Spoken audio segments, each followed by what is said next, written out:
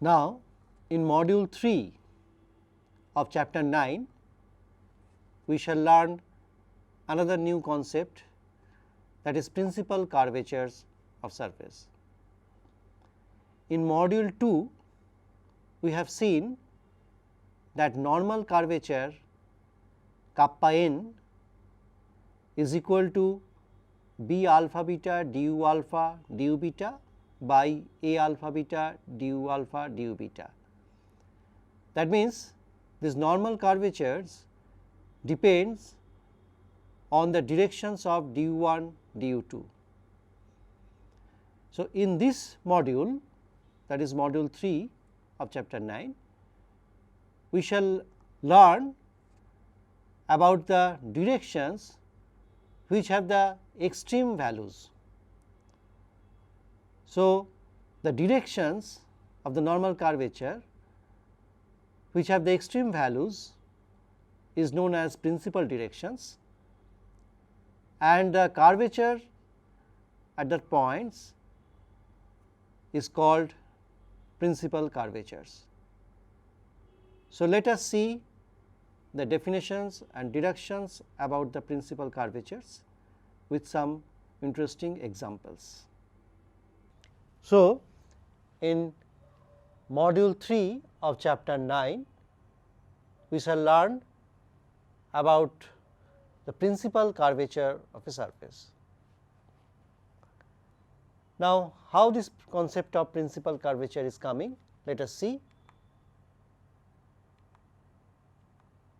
So, we state the definition of the principal curvature of a surface, that the normal curvature of a surface depends on the direction du 1 du 2, because in our previous module, that is module 2 of this chapter, we have seen that normal curvature is equal to b by a, where b is the second fundamental form and a is the second fundamental form, and b means that is b alpha beta du alpha du beta by a alpha beta du alpha du beta.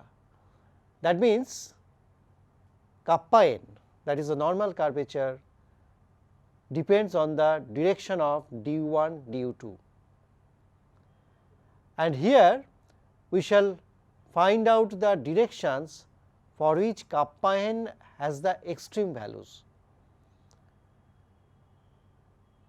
and these directions, where the directions have extreme values, these directions are called the principal directions at the given point, and the corresponding values for kappa n, that means the values of normal curvature for these directions, principal directions, are called the principal curvatures.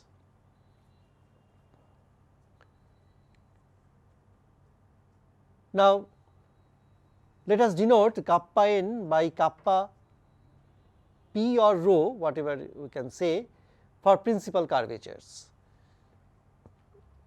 Now, the equation kappa n equals to b alpha beta du alpha du beta by a alpha beta du alpha du beta. We have obtained this one in our previous module.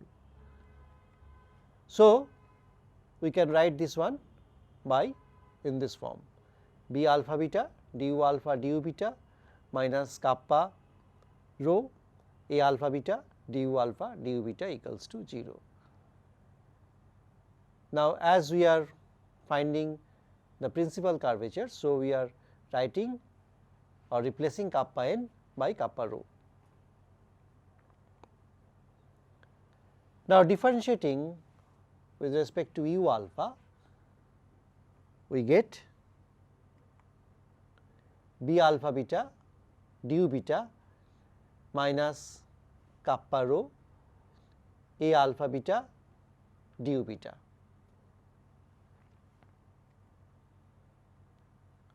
Or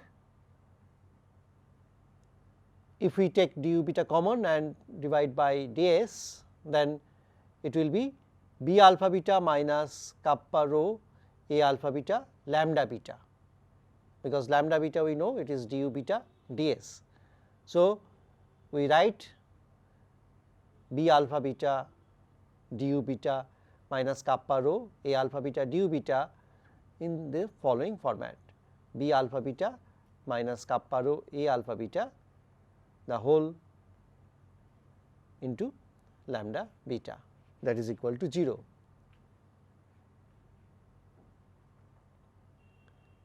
Now, this is a set of homogeneous equations and will possess non-trivial solutions for lambda beta if and only if the values of kappa rho are the roots of the discriminant equation, this one.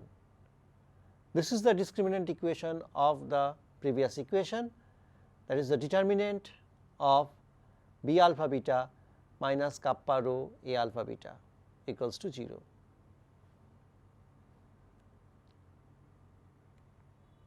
Now, if we expand this equation, because alpha beta is running from 1 and 2, we know that one. So, expanding we get b11 minus kappa rho a11, b22 minus kappa rho a22 minus b12 minus kappa rho a12 whole square equals to 0. Just if we expand the previous equation, we get this one. Now, arranging and breaking the square term and arranging, we get kappa rho square into a11 a22 minus a12 square minus kappa rho this term a11 b22 plus a22 b11 minus 2 a12 b12 plus b11 b22 minus b12 square. So, arranging we get this equation.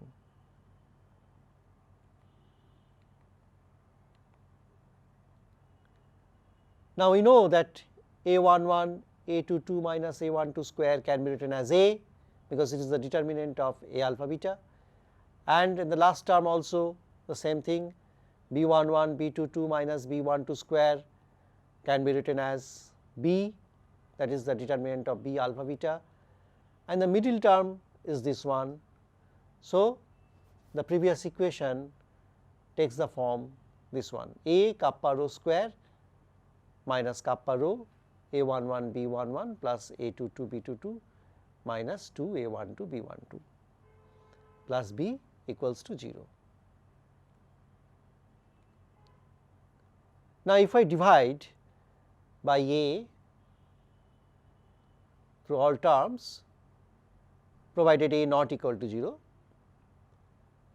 we get this relation kappa rho square minus kappa rho a11 by a b22 plus a22 by a b11 minus 2 a12 by a b12 plus b by a equals to 0.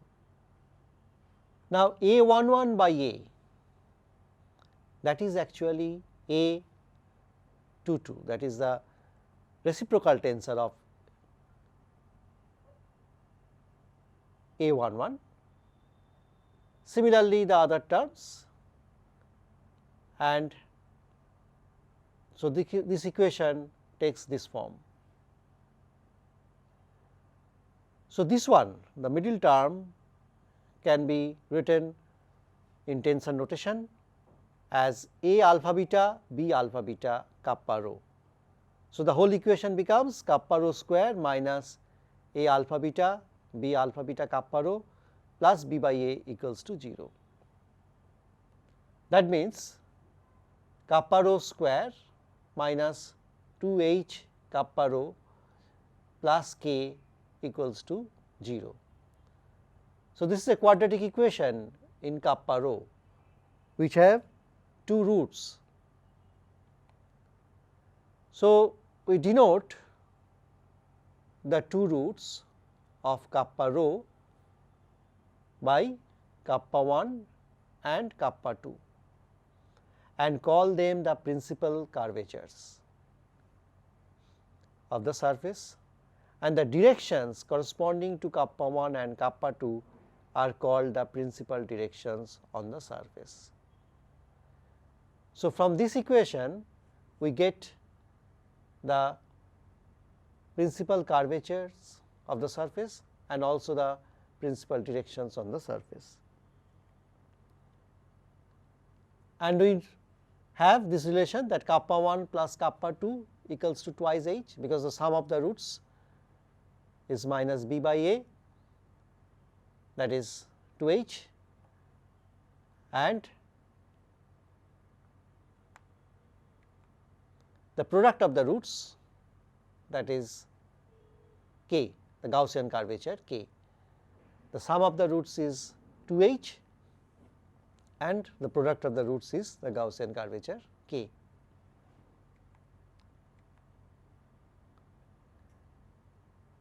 Now, from the previous equation it follows that the principal directions are determined by this equation, b alpha beta minus kappa 1 a alpha beta lambda 1 beta equals to 0. This is for the principal direction for the kappa 1, and also b alpha beta minus kappa 2 a alpha beta lambda 2 beta. This is the principal direction for the principal curvature kappa 2.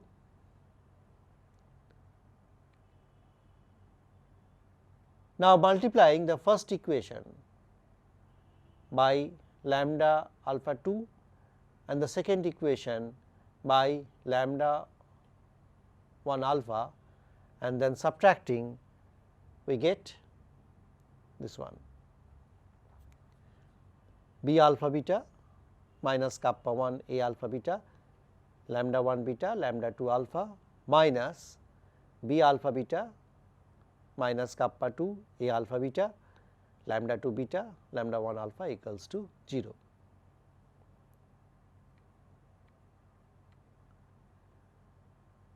Simplifying the previous equation, we get kappa 2 minus kappa 1 into a alpha beta lambda 1 alpha lambda 2 beta equals to 0.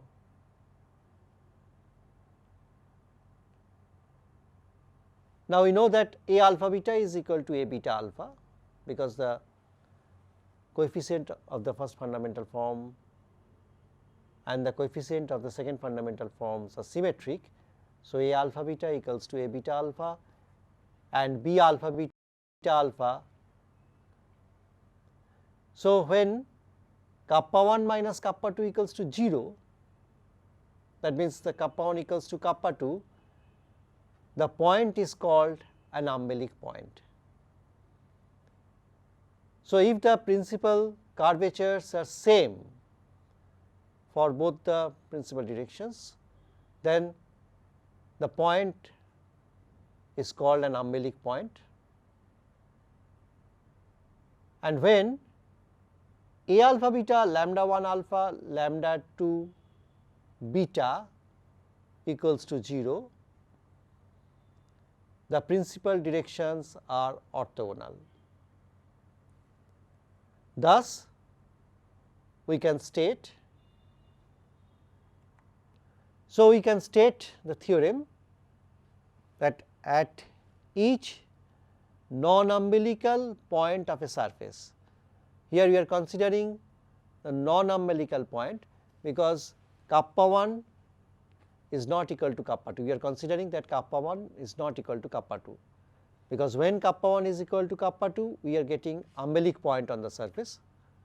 So, at each non-umbilical point of a surface, there exist two mutually orthogonal directions, because a alpha beta lambda 1 alpha lambda 2 beta equals to 0. So, we get two mutually orthogonal directions for which the normal curvature attains its extreme values. So, in the first section of module 3 of chapter 9, we got another new concept, that is the principal curvatures of a surface. Here we have obtained a very important concept of the surface geometry, that is the umbilic point. We have seen that if two principal curvatures are same at a point, then we get an umbilic point. We have also seen that at the non-umbilical points on a surface, there exist two mutually principal directions where the normal curvatures are extreme. Now, in the next section we shall give some examples, that means some examples of surfaces where we can find the principal curvatures. So, let us see these examples. Now, let us see the equation for the principal curvatures of the surface for the right helicoid. Now, right helicoid has the equation r equals to u cos v, u sin v and c v. So, for this one we have earlier obtained these equations, actually we have earlier obtained. So, we have not given the equation here. A11 is 1, A12 is 0, A22 is u square plus c square. We can easily find these values because these are the coefficients of the first fundamental form, and we can also find the coefficients of the second fundamental form, that is B11 equals to 0, B12 is equals to minus c by root over u square plus c square and B22 equals to 0.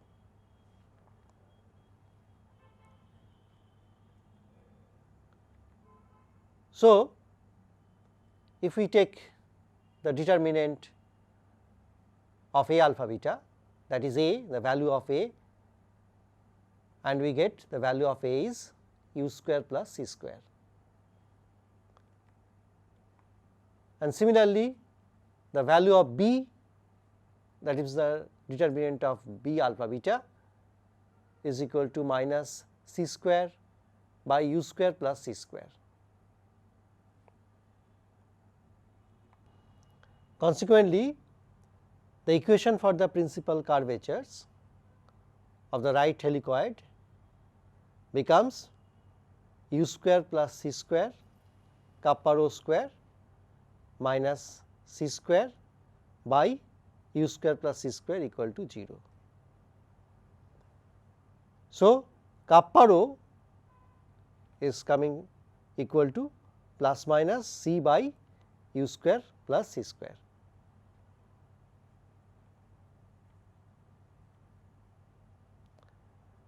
Now, let us see another example, that is we are going to find the principal curvatures of the surface defined by x1 equals to u cos v, x2 equal to u sin v and x3 equals to fu, that is the surface of revolution, and find the condition for the surface to be minimal. We have to find also this condition.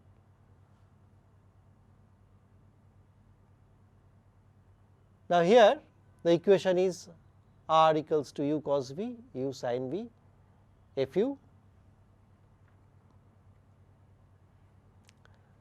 In the same way, we can find the A11 equals to 1 plus f square, A22 is u square, A12 equals to 0, that means the curvilinear coordinate system is orthogonal for this type of surface, where f1 is df du, because f is a function of a single variable.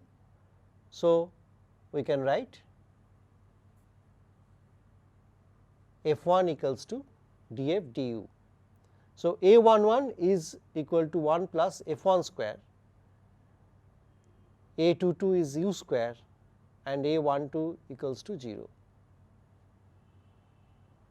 So, the value of a is the determinant of a alpha beta, that is 1 plus f1 square 0 0 u square, and it gives u square 1 plus f1 square.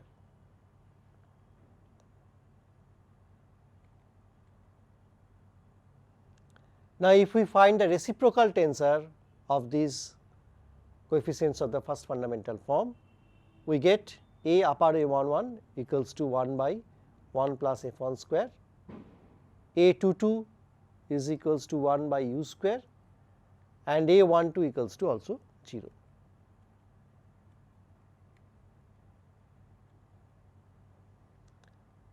So, B, the determinant of B alpha beta, is equal to u f1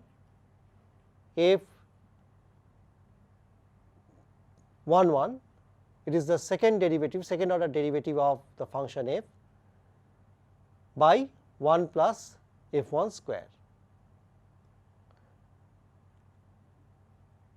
where f11 just I have mentioned that it is the d2f by du2.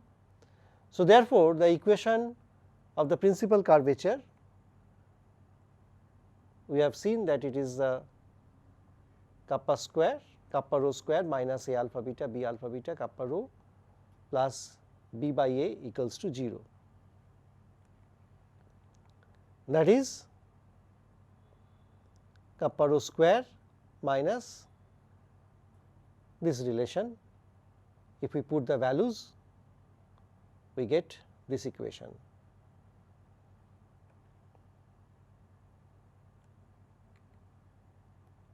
And the solutions for these two are kappa 1 equals to f11 by 1 plus f1 square to the power 3 by 2, and kappa 2, that is the principal curvature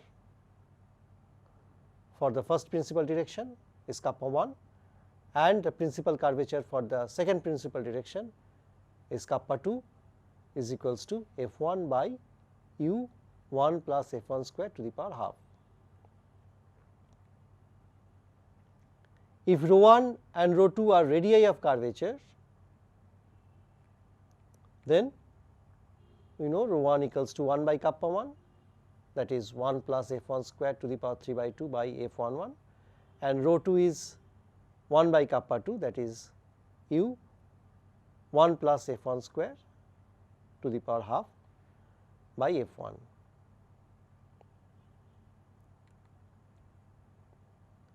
Now, the condition for the surface to be minimal, we know that a surface is a minimal surface when the mean curvature, that is h, equals to 0. So, we know that kappa 1 plus kappa 2 equals to twice h, and that is equal to 0 because h is 0. So, the condition for the surface to be minimal will be this one, f11 by 1 plus f1 square to the power 3 by 2 plus f1 u 1 plus f1 square to the power half equals to 0. That is, if we simplify this relation, we get f1 1 plus f1 square plus u f11 equals to 0. So, in the module 3 of this chapter, chapter 9, we have learned about the principal curvatures of a surface, and we have seen two examples where we have obtained the principal curvatures or the equation for the principal curvatures. From here, we have also obtained a concept of umbilic point. We have seen that on a surface an umbilic point can be obtained when the principal curvatures are same. So, with these things we end this module.